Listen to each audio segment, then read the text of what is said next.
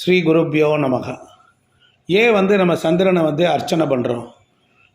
டைரெக்டாக ஏன் நட்சத்திரத்தை சொல்லி அர்ச்சனை பண்ணுறோம் அப்படின்னா, நம்ம பூமியில் வாழக்கூடிய நமக்கு நேரடியான முறையில் சூரியனோ சனியோ ராகு கேதுக்களோ எதுவாக இருந்தாலும் நமக்கு பூமிக்கு அருகில் இருக்கக்கூடிய கோள் சந்திரன்.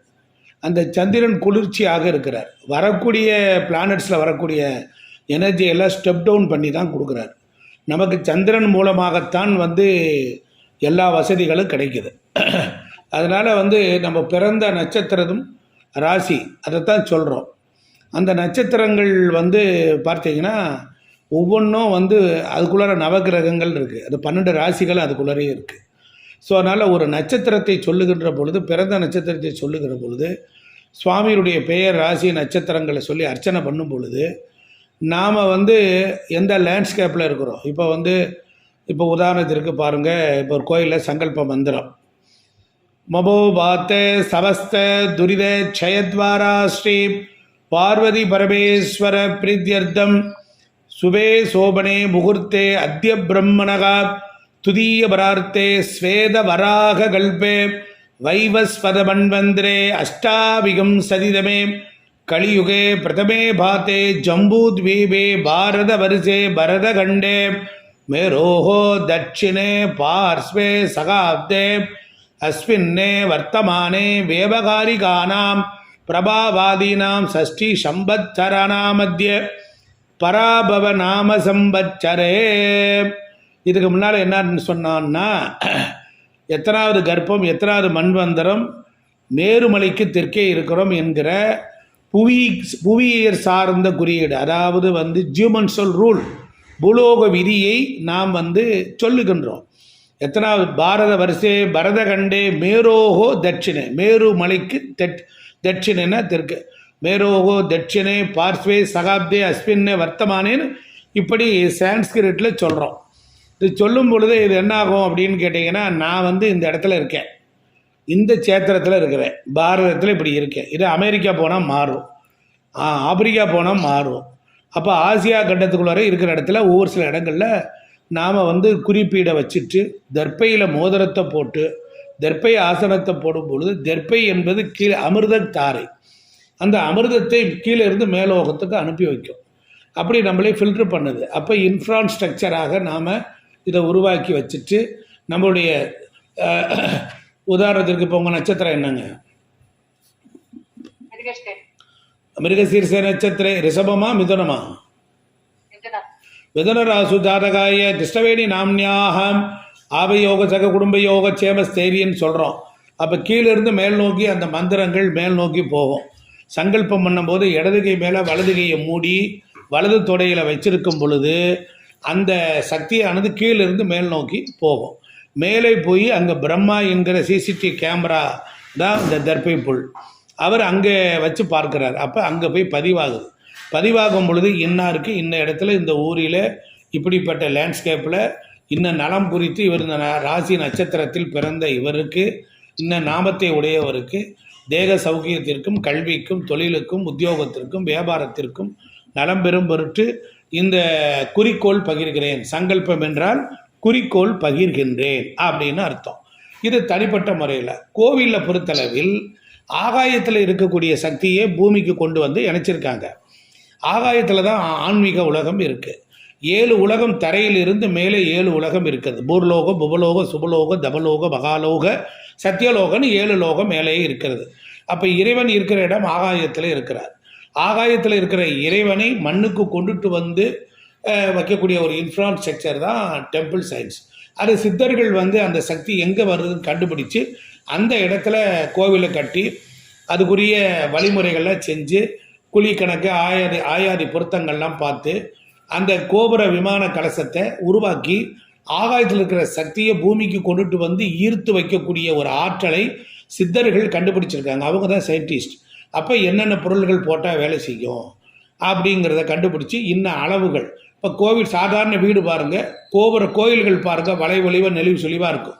அதுக்கு இடையில காற்று போக போக போக போக அது சுத்த உள்ள மேக்னெட் ஃபார்ம் ஆகும்.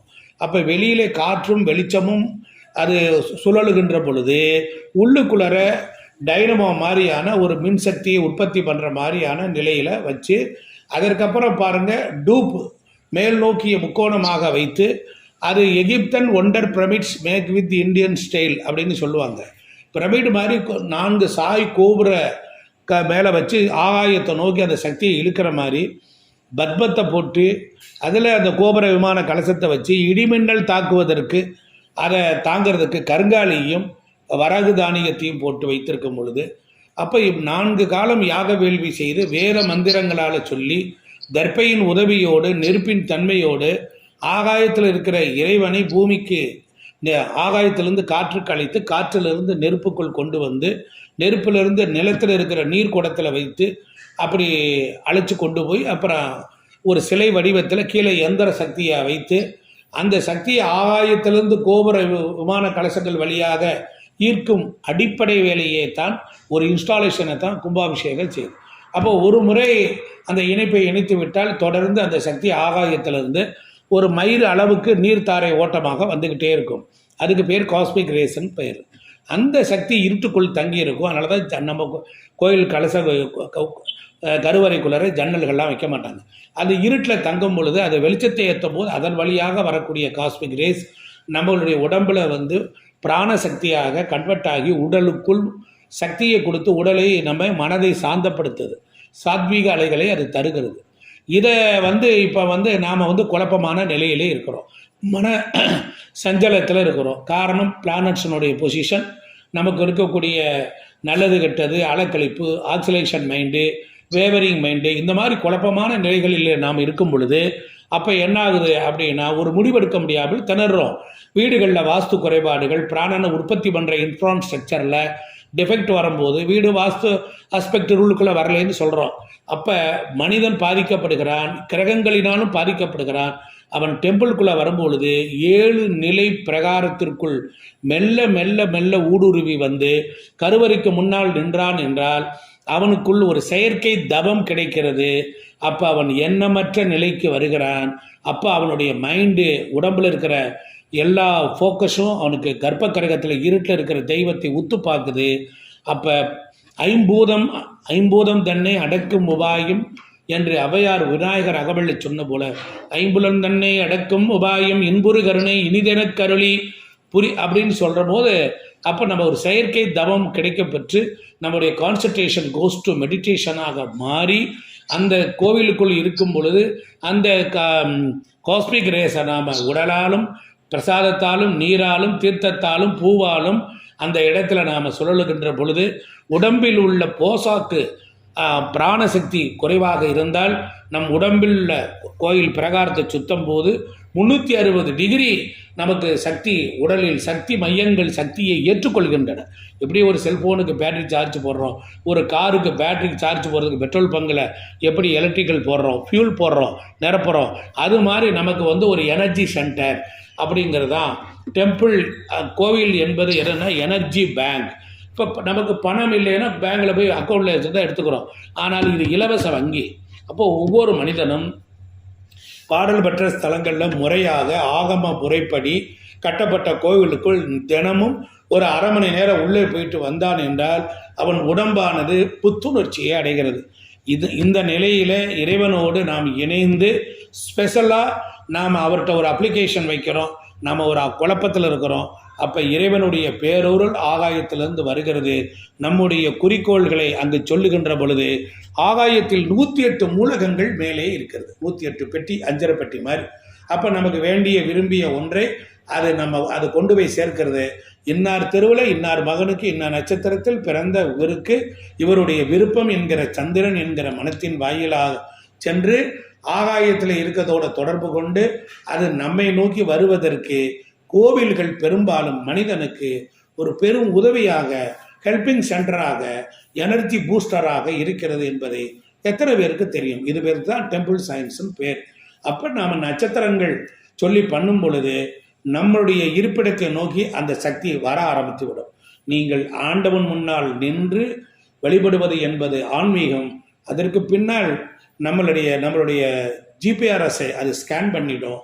நம்ம ஜிபிஆர்எஸ் லொக்கேஷனை கொண்டு போய் பைண்ட் பண்ணி அந்த இடத்துல இன்ஸ்டாலேஷன் பண்ணுறோம். நாம் கோவிலில் ஜெபம் செய்தால், சங்கல்பம் பண்ணால், அது என்ன செய்யுது, அங்கேயே நமக்கு ஒரு சக்தியும் கொடுக்குது. அதுக்கப்புறம் வைத்த சங்கல்பம், அந்த கோயிலுக்கு போய் வேண்டிட்டு வந்தேன், எனக்கு பிள்ளை கல்யாணம் ஆச்சு, இந்த கோயிலில் போய் ஒரு அர்ச்சனை வச்சுட்டு வந்தேன், என் பொண்ணுக்கு இருந்த நோய் தீங்கிருச்சு என்கிறது எல்லாம் ஒரு விஞ்ஞான குறியீட்டு மையம், அது ஒரு சக்தி மையம். அப்படி இருக்கிறனால தான் நம்ம வீடுகள்லையும் கொண்டு வந்தோடனே கோயிலுக்கு போயிட்டா நேராக வீட்டுக்கு வரணும். ஏன்னா அந்த ஜிபிஆர்எஸை நம்ம கரெக்டாக கொண்டாந்து வீட்டில் சேர்க்கணும். அவர் பார்த்துக்குவார் இறைவன், ஓஹோ மேலே இருந்து இப்படி தான் இருக்கா, இவருடைய மேக்னெட்டிக் வேல்யூ இவ தான் போகுதான்னு பார்த்துக்குவாங்க. அதனால தான் கோயிலுக்கு போயிட்டா நேராக கடைக்கு போகக்கூடாது, ஜாமான் வாங்கக்கூடாது, ஹோட்டலில் போய் சாப்பிடக்கூடாது, லெட்டின் பாத்ரூம் போகக்கூடாது, நேராக வீட்டுக்கு வரணும், அழகாக உட்காரணும், பூஜை அறையில் அந்த பிரசாதத்தை வைக்கணும், எல்லாரும் ஒரு 10 நிமிஷம் உட்காந்துட்டு அதற்கப்புறம் நம்மளுடைய கடமைகளை செய்யலாம். ஆலயத்திற்கு போயும் வெற்றி பெற முடியாததற்கு காரணம் என்ன என்றால், நாம் குறிக்கோள் வேண்டிய விரும்பிய ஒன்றை அது கிடைக்காத பொழுது ஆண்டவனிடத்தில் அர்ப்பணிப்பு தன்மையோடு அதீத ஈடுபாட்டோடு நாம் செய்கின்ற பொழுது, இதன் வாயிலாகத்தான் கோவிலில் இருக்கிற தெய்வம் ஆகாயத்தோடு தொடர்பு கொண்டு நம்மையும் ஆகாயத்தில் இருக்கிற நம்முடைய விருப்பத்தையும் விரைவாக அழைத்து வருவதற்குரிய பயிற்சி கூடமாக கோவில்கள் விளங்குகின்றன என்கிற பேருண்மையில் சந்திரன், அதனால தான் வச்சிருக்கிறாங்க. சந்திரன் என்றால் மனம், மனம் என்ற கருவி மனிதனுக்கு சென்ட்ரல் ப்ராசஸிங் யூனிட், அது ஒரு ரெக்கார்ட் பாக்ஸ். அப்போது உங்கள் மனத்தை ஆகாய மனத்தோட இறை மனத்தோட இணைக்கின்ற சக்தி தான் நட்சத்திரங்களும் சங்கல்பங்களும். இப்பொழுது புரிந்திருக்கும். மீண்டும் உங்களை சந்திக்கும் வரை உங்களிலிருந்து விடைபெறுகிறேன். நன்றி, வணக்கம். திருச்சி.